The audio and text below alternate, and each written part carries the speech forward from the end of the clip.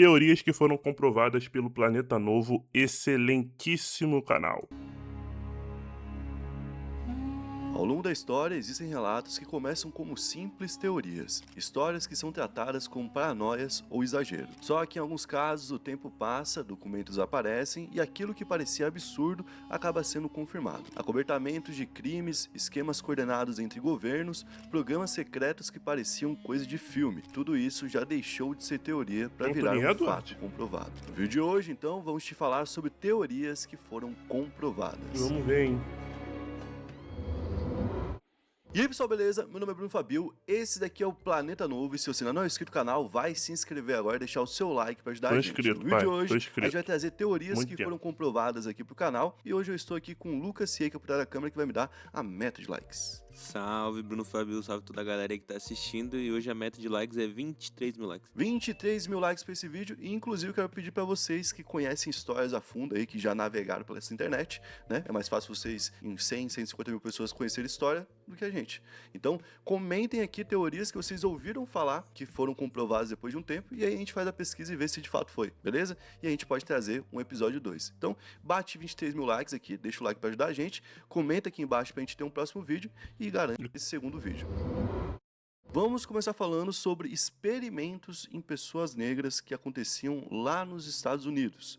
Durante décadas, dentro da comunidade negra dos Estados Unidos, existia uma desconfiança em relação ao sistema de saúde. A ideia de que médicos não tratavam todos da mesma forma e que pessoas negras vulneráveis, principalmente, poderiam ser usadas como cobaias. Ou seja, existia esse boato, né, que circulava, para evitar ir até o médico, porque quando uma pessoa negra ia até o médico, ela poderia ser utilizada como cobaia. Para muita gente fora dessas comunidades, isso era tratado como uma paranoia ou um exagero. Ainda mais lá no começo do século passado, quando ainda existia, né, a divisão por raça em todo o sistema público dentro dos Estados Unidos. Então, a teoria... Tipo assim, é porque a gente vive hoje e isso não existe, né? Mas, cara, é inacreditável o ser humano se dividir por cores, mano. Caraca, mano, não dá pra acreditar, cara. Não dá pra acreditar. de que os médicos poderiam usar pessoas negras como cobaias foi visto como uma teoria conspiratória. Mas, em 1972, veio a revelação que transformou essa suspeita em fato comprovado. E tudo começou num estudo de 1932 chamado Estudo de Sífilis de Tuskegee. Ele aconteceu no condado de Macon, no Alabama, uma região rural e pobre dos Estados Unidos, que ficava na área sul. Esse estudo, então, foi conduzido pelo Serviço de Saúde Pública dos Estados Unidos, ou seja, parte do próprio governo, em parceria com esse instituto que era o Tuskegee. O Instituto Tuskegee era uma instituição voltada à educação da população negra. Então já é um negócio diferente do que a gente tem no Brasil, por exemplo, né? A gente não tem um instituto como esse por aqui. E o contexto daquela época é muito importante, porque 1930 é bem diferente de 1970, quando foi revelado o que estava rolando.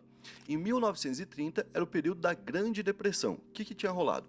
Primeira Guerra Mundial rolou, Estados Unidos forrou de dinheiro, porque vendeu armamento para todo mundo, a economia dos países cresceu ali, muito rápido, todo mundo cresceu por conta da guerra, a reconstrução que teve que ser feita e tudo mais, e por conta de tudo isso, como efeito rebote, a gente teve ali uma grande depressão financeira que levou à falência geral. Basicamente, todos os países do mundo faliram ao mesmo tempo. Foi isso que aconteceu. Então, tinham pessoas lá nos Estados Unidos vendendo crianças porque não tinha mais como sustentar o próprio filho. Então, eu tinha a plaquinha lá, por exemplo, troca o meu filho por $1, troca o meu filho por um pão. Meu Deus, tipo, ajudar meu filho ao mesmo tempo garantir meu almoço, minha janta, sabe? Meu Deus, Era mano. essa a condição do país. E junto disso, a gente tinha um sistema de segregação racial, que ainda estava muito enraizado lá no sul do país. E o acesso a atendimento médico naquela época era bastante limitado. Ainda mais para as pessoas que eram pessoas negras, que viviam segregadas. Bom, então em meio a esse contexto, o governo americano, através do sistema de saúde, junto com esse instituto, se reuniram e fizeram um estudo com 600 participantes.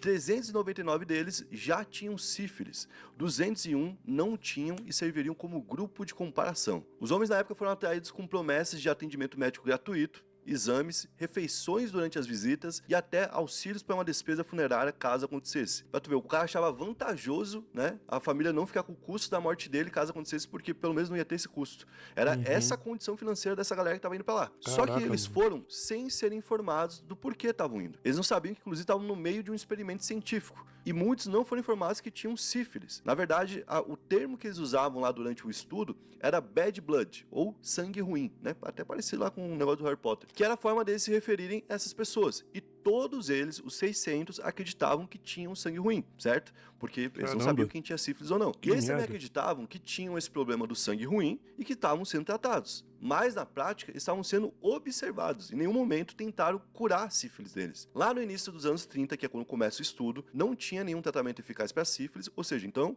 não estava rolando tratamento. Em 1943, começa a ser reconhecida a penicilina como uma forma eficaz contra a sífilis. E nos anos 50, a penicilina já está no mundo todo e é um padrão médico. O cara apareceu com sífilis, penicilina nele, certo? Meio que está resolvido. Só que mesmo assim, mesmo nos anos 40, a gente já tendo o estudo da penicilina, mesmo nos anos 50 já sendo um negócio normal, as pessoas continuaram vivendo a mesma situação. Ué, como que fizeram para os caras viverem a mesma situação se agora tem um remédio? Né? Os pesquisadores basicamente cuidavam da vida total desses pacientes para impedir que eles recebessem auxílio médico em um outro lugar. Então eles não podiam ter contato, por exemplo, com a penicilina, porque isso resolveria o problema e tiraria o cara como cobaia do caso. Então, durante 4 décadas, Caramba. esses homens foram 4 acompanhados décadas, enquanto a filho. doença avançava, e isso durante um bom período já tendo cura para a doença que eles tinham. Ou seja, né, várias pessoas que acabaram adoecendo até o fim e morrendo por conta da sífilis poderiam Meu ter isso Deus do evitado. E céu, pior do que isso, eles possibilitaram a infecção de outras pessoas. Porque muitas esposas foram infectadas e crianças também nasceram com sífilis, porque eles não fizeram nada sobre o assunto. E esse estudo, então, continuou até 1972, pessoal. Mais de 20 anos depois que já tinha a cura para essa doença. E esse assunto isso. só é conhecido hoje e não é tratado como uma loucura total, porque teve um cara que era funcionário do Serviço de Saúde Pública dos Estados Unidos que denunciou o caso à imprensa de forma sozinha. O cara foi lá sozinho e falou o que ele tinha descoberto. Então o governo americano começou a estudar o caso para entender se aquilo tinha acontecido e em 1973 um processo coletivo acabou ali num acordo judicial com indenização para aqueles que eram sobreviventes e para aqueles que eram familiares de quem já tinha falecido. E não foi só a indenização que rolou, né?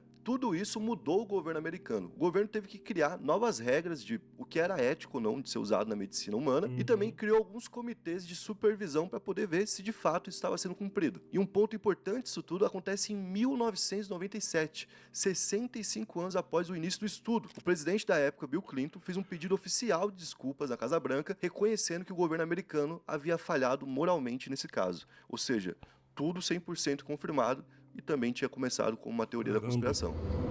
Doideira. Agora a gente vai falar de uma outra teoria da conspiração que foi confirmada, que é a Operação Condor.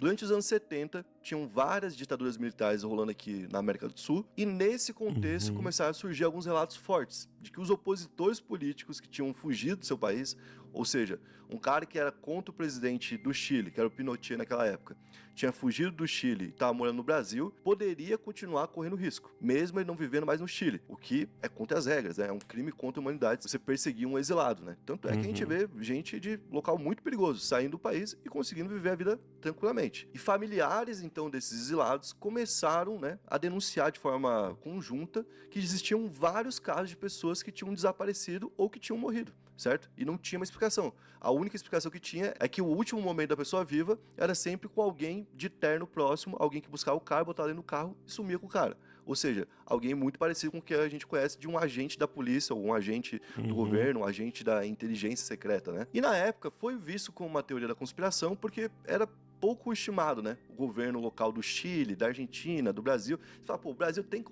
competência para ter uma inteligência lá fora, capturando quem é inimigo do governo e sumindo com esse corpo a ponto de ninguém encontrar, né? Se falava muito isso, será que a gente tem essa competência toda? E logo depois foi comprovado que existia essa competência. A articulação da Operação Condor foi formalizada em novembro de 75 em Santiago, no Chile, durante uma reunião entre chefes da inteligência de países do Cone Sul, uma parte da América do Sul que fica mais para o sul, que envolve o Chile, Argentina, Uruguai, Paraguai, Bolívia e Brasil. O contexto daquela época era a Guerra Fria, certo? Então existia aqui na América do Sul um discurso do medo do comunismo tomar conta dos países através de guerras civis e transformar tudo num caos. E que esse controle que eles fariam de exilados que estavam vivendo fora do país já era justamente para impedir que esses caras, através da ideia, continuassem liderando dentro desses países, certo? Na teoria, então, esse programa todo era para eliminar os comunistas, que seria o supervilão dessa galera. Mas, na prática, isso significava que fugir do país já não garantia mais segurança. Se um militante político argentino se exilasse no Chile, poderia ser localizado. Isso acontecia também se um brasileiro fosse para Argentina, ou então se um argentino fosse para Bolívia, ninguém mais estava seguro. E, inclusive, daí você deve estar pensando, pô, mas o cara vai fugir da Argentina e vai para o Paraguai, que é do lado, vai para o Brasil, eles também iam atrás se o cara fosse lá para os Estados Unidos, se fosse para Europa. Caramba, mano. Então,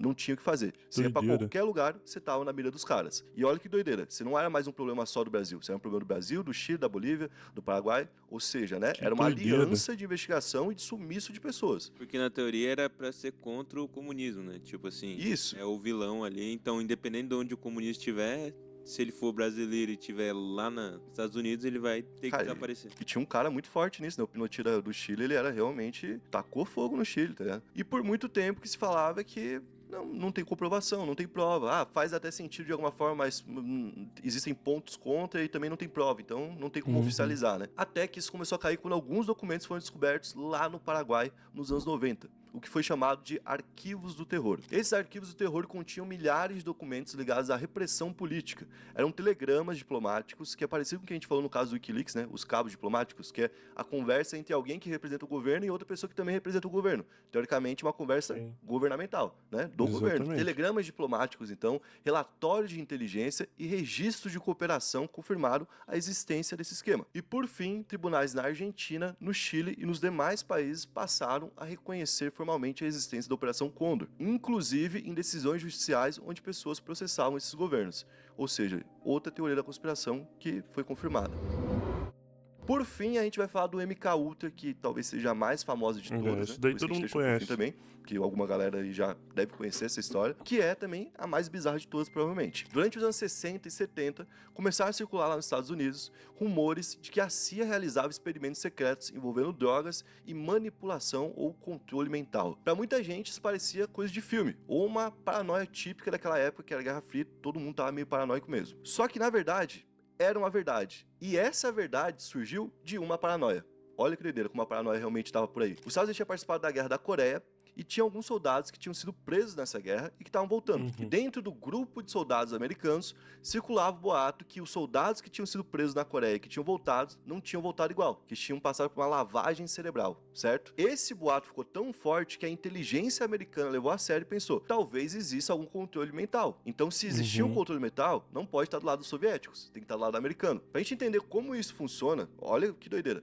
Na época do bigodinho alemão, lá dos nazis, né? Ele mandou estudar de tudo. Até, sei lá, tipo, magia. Estudar magia, porque ele fala, se existir magia, tem que estar do lado dos nazis. Porque se tiver do lado dos americanos, nós perdemos a guerra. O cara tava estudando magia. É quase que nessa pira, né? doideira, Se tiver uma forma de controle mental, tem que estar na mão do americano. Tipo, como se eles quisessem criar também um X-Men, né? Tipo, Isso. Tem muita coisa que surge disso aqui, cara. é loucura, né? Se você for ver, X-Men é um pouquinho disso aqui com Malcolm X e Martin Luther King, né? Você mistura MK Ultra com Malcolm X e Martin Luther King, surge X-Men. Stranger Things é isso aqui, é o MK Ultra total, né? E foi nesse cenário, então, Exatamente. que em 1953, a CIA iniciou oficialmente o programa MK Ultra, que seguiu uma linha iniciada num outro projeto chamado Anti-Choque, que já tinha sido iniciado em 1951 e que fazia coisas parecidas com o MK Ultra, mas com muito menos dinheiro. E esse grande projeto, que é o MK Ultra, na verdade era o guarda-chuva de vários pequenos projetos, certo? Alguns eram feitos diretamente pela CIA, ou seja, o cara que era da CIA que fazia o teste e tudo mais. Já outros eram financiados em universidades grandes, como Harvard, por exemplo, hospitais também gigantescos e centros de pesquisa. E muitas vezes o cara que estava sendo financiado pela CIA não sabia que estava sendo financiado pela CIA e nem que estava fazendo um trabalho para a CIA. Ele estava precisando de algo que ele achava que era, né, útil para a ciência, mas também era útil para eles. E entre os focos das pesquisas estavam ali substâncias psicoativas, incluindo LSD, certo? Gente, isso aqui rende assim, tipo, uma série, eu acho. A gente poderia fazer um dia do MK Ultra, porque é Eu muita apoio. coisa. Eu indico o vídeo aqui do Charles Manson que a gente fez. A gente explica como, por exemplo, os caras criaram todo um rolê pra fazer uma manipulação mental através do LSD em um caso lá em São Francisco, certo? E isso estava rolando em vários locais nos Estados Unidos. Então, entre 1953 e 1973, pessoas americanas e canadenses foram torturadas e testadas em mais de 80 hospitais, prisões e até em universidades por todo o país. Muita gente faleceu durante o processo e inclusive tiveram outras consequências, pra gente ter uma ideia. Entre 1959 e 62, em Harvard, estava rolando uma série de testes de um cara chamado Henry Murray. Esse cara era o responsável do MK Ultra dentro de Harvard. Ele fez um projeto, então, que usou 22 estudantes como cobaia, medindo o estresse do corpo humano em situações extremas, literalmente torturando pessoas. E entre esses estudantes estava um menino prodígio, muito inteligente, que tinha apenas 16 anos de idade, chamado Ted Kaczynski. O Ted Kaczynski depois se tornou Caraca, conhecido filho. como Unabomber, né?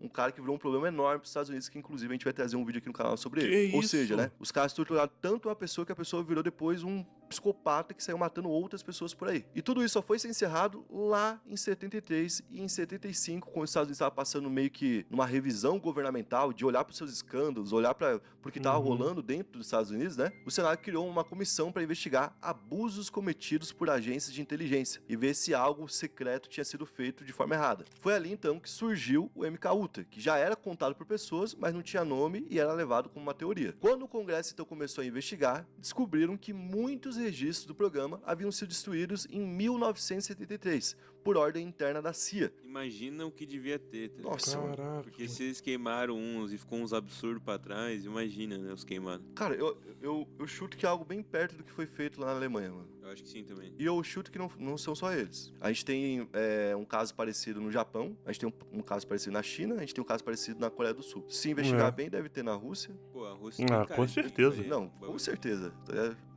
Eles estavam na corrida. Uhum, Esse mesmo argumento que eles usaram, lá na Rússia devia estar rolando. uhum. Tá ligado? Pô, os americanos estão estudando controle mental. A gente tem que estudar. A gente tem que estudar. Então, assim, é um negócio totalmente, né, megalomaníaco, porque envolve tudo. Harvard, CIA, governo americano, tá ligado? Tipo, muito grande. E no fim, era tudo verdade. Em 77, então, tiveram audiências públicas para que todo mundo pudesse ver o que estava rolando, né? E discutir o MK Ultra. E o caso levou, inclusive, à divulgação desses arquivos depois de um tempo lá nos anos 90. E de lá surgiu, então, a preocupação americana com as operações secretas, que até então, todo mundo fala, pô, tá na mão dos caras, os caras estão, né, tá tranquilo. Os caras não fazem nada de mal, nada de errado. É, Por isso que é vai secreto. nessa. Porque uma operação secreta é secreta, inclusive, para um juiz, é secreto para um policial, é secreto para um cara de alta patente do exército. Muitas vezes, pessoas da CIA não sabem o que a CIA está fazendo. Então, como controlar isso? Como controlar que o dinheiro americano não está sendo usado para fazer, por exemplo, um teste contra americanos? Americanos foram usados de cobaia pela CIA. E aí? Né? Como contornar isso? Bom, esse foi o vídeo de hoje, espero que tenham curtido. Se quiserem uma parte 2, bate aí a meta de likes e também comenta pra gente uma história do tipo que você quer ver aqui. Tamo junto, valeu, é nóis.